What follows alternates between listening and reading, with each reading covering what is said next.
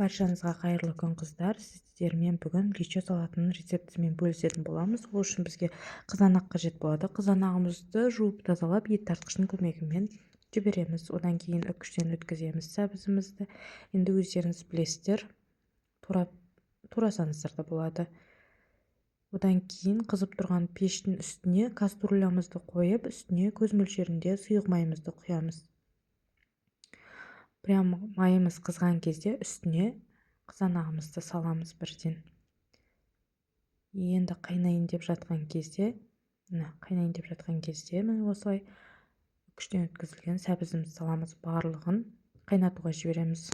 Оған дейін бұл салаттарымыз қайнап жатқан кезде перецімізді турауға кірісеміз. Енді мен осылай турағанды ұнатамын, сол себепті өздеріңіз білесіздер қалай турау керек екенін.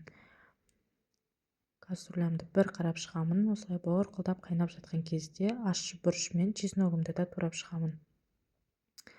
Енді міне жаңағы сәбізіміз ұзақ піседі ғой қыздар. Сәбізіміз пісуге жақын қалғанда перецімізді саламыз. Бұны да бір бұрқ еткізіп, үстіне тұзымызды, жаңағы ащы бұрыш, чеснок барлығын бірден орналастырып саламыз. Қантымызды саламыз. Үстіне сұйық майымызды құйып, отты табына қоямыз. Банкаларымызды стерилизациялап, жуып тазалап, қайнататынымызды қайнатып аламыз. Білесіздер ғой, банканы қалай стерилизациялау керек екенін қыздар.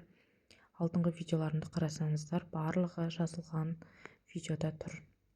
Осындай бұрандам банкаларымызға салып, тез-тез жауып шығамыз қыздар. Бұл банканы жабу өте оңай, білесіздер.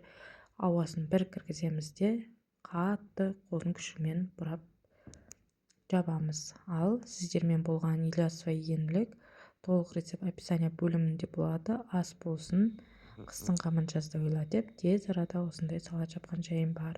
Алдағы уақытта тағы да салаттардың рецептімен бөлісетін боламын.